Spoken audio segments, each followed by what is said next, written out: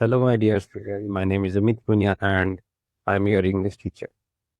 Today we will discuss about possible uses of present continuous tense. First is action happening right now.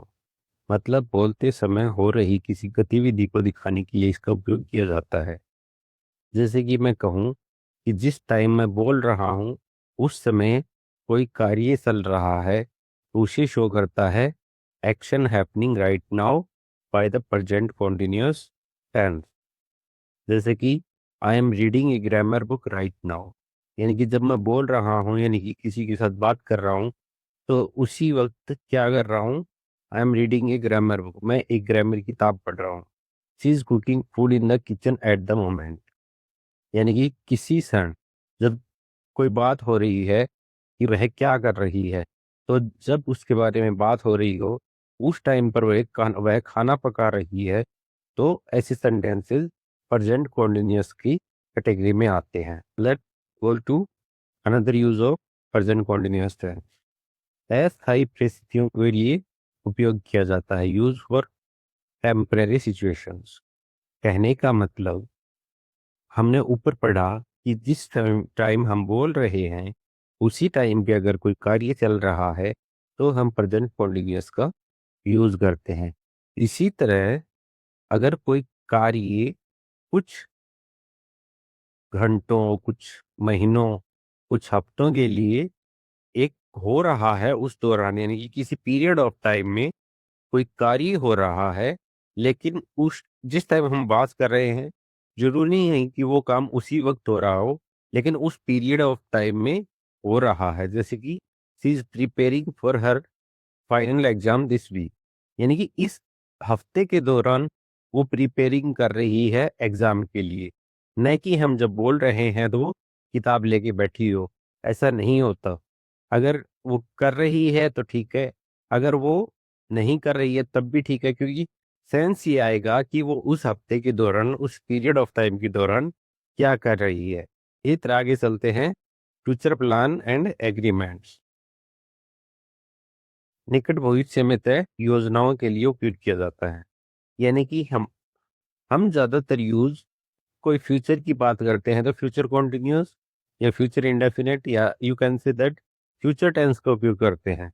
लेकिन कई बार क्या होता है कि कुछ प्लानिंग हो चुकी होती है तो निकट भविष्य में उस प्लानिंग को दिखाने के लिए प्रेजेंट कॉन्टिन्यूअस टेंस का यूज किया जाता है, और ऐसा माना जाता है कि यही सबसे उपयुक्त टेंस है।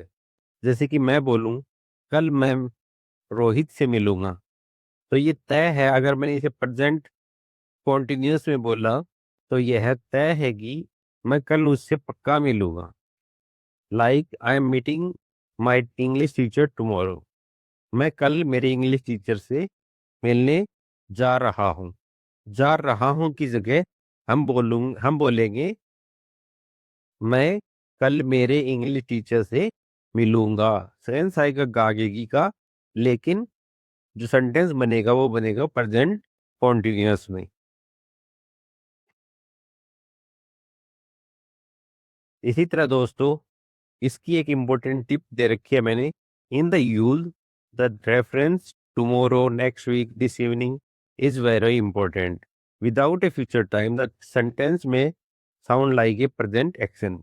देखो दोस्तों, ऐसे जो सेंटेंस होते हैं जो निकट भविष्य दिखाते हैं उनको दर्शाने के लिए कोई टाइम वर्ड यूज लेना पड़ता है, जैसे कि tomorrow, next week, next year, in this evening, that morning.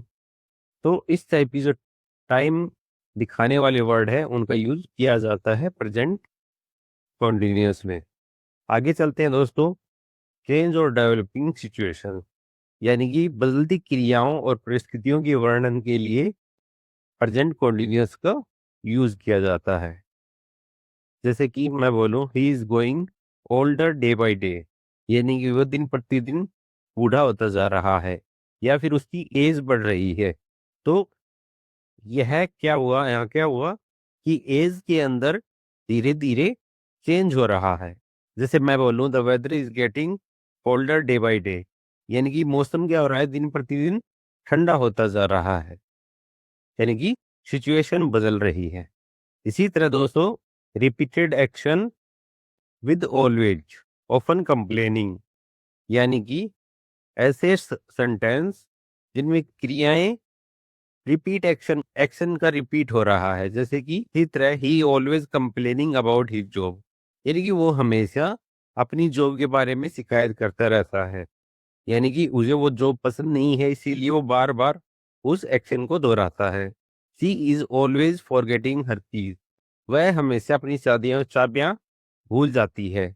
देखो दोस्तों, यहाँ पे जाती है का सेंस आया, लेकिन प्रेजेंट कॉन्टिन्यूअस में ये टेंस है।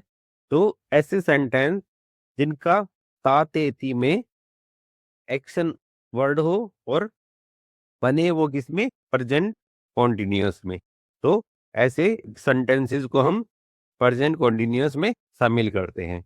इसी तरह दोस्तों, टेम्परेरी हैबिट्स, जैसे कि हमने देखा था कि प्रेजेंट इंडेफिनेट में जो डेली रूटीन था, उस रूटीन या हैबिट के अनुसार कोई कार्य हो रहा था, तो ऐसे सेंटेंसेस प्रेजेंट इंडेफिनेट में बन रहे थे। लेकिन दोस्तों, अगर जो रेगुलरिटी है वो कुछ समय के लिए हो, तो ऐसे में हम प्रेजेंट कॉन्टिन्यूअस का इस्तेमाल करेंगे। जैसे I am waking up every early these days because of my exam, क्योंकि मेरे एग्जाम है इसलिए मैं हर रोज क्या कर रही हूँ, इन दिनों जल्दी उठ रही हूँ या जल्दी उठ रहा हूँ। तो यानी कि सिर्फ एग्जाम के दौरान वो कार्य हो रहा है। इसी तरह से is eating a lot of junk food these days, यानी कि इन दिनों में बहुत ज्यादा जंक फूड खा रही है। उसकी आदत नहीं है जंक फूड खाने की, लेकिन वो इन दिनों में बहुत ज्यादा जंक फूड खा रही है। फूड वो पहले भी खाती थी, लेकिन जंक फूड खाती थी तो वो इतनी बार रिपीट नहीं करती थी कि बहुत ज्यादा हो जाए, लेकिन इन दिनों इस पीरियड में वो ज्यादा खा रही है। तो दोस्तों, ऐसे word days, nowadays, this week, this month, currently अगर आ जाएं और टेम्परेरी सिचुएशन को दिखाएं, तो ऐसे सेंटेंसेस का यूज प्रेजेंट कॉन्टिन्यूअस टेंस में होता है। आज के लिए इतना काफी है दोस्तों, धन्यवाद।